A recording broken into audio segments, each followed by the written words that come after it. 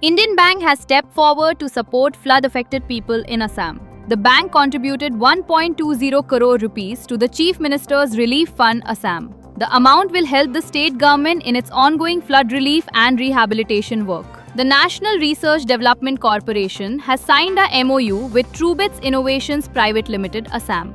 The agreement aims to promote technology commercialization, strengthen industry-academia collaboration, and support innovation-driven entrepreneurship. The Public Enterprises Selection Board has recommended Shri Sanjay Banga for the post of Chairman and Managing Director of Telecommunications Consultants India Limited. After the interviews, the board recommended Shri Sanjay Banga.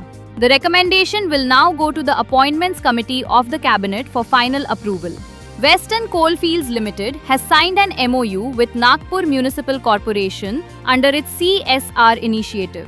The MOU provides financial assistance for an aquatic weed removal machine. It aims to restore and conserve lakes in Nagpur city. BHEL receives customs order from Chennai Air Cargo imposing 3.86 lakh rupees penalty and total demand of 9.29 lakh rupees for wrong classification of goods. Company plans to appeal. The order was passed by the Office of the Principal Commissioner of Customs, Air Cargo, Chennai.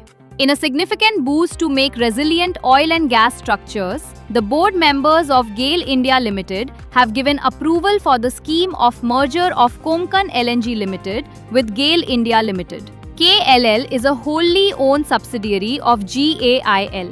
The Ministry of Ayush and India AI, Ministry of Electronics and Information Technology, have signed a Memorandum of Understanding to promote artificial intelligence in the Ayush sector. The collaboration aims to use AI to strengthen research, digital health, medicinal plants, drug administration, and capacity building in the Ayush ecosystem.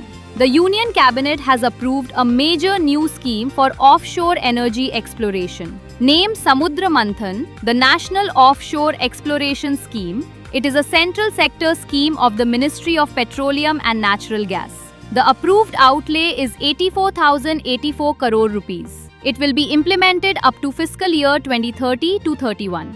Indian Oil Corporation Limited has reported a standalone net loss of 2,662.37 crore rupees for the quarter ended June 30, 2026, despite total revenue from operations of 275,971.77 crore rupees. The loss was primarily driven by high input costs and inventory losses, though partially offset by LPG compensation received from the government. NMDC Steel Limited has announced a change in its company secretary and compliance officer. Shri Aniket Kulshrestha has resigned from the post with effect from July 30, 2026. He has taken up the role of company secretary and compliance officer at NMDC Limited.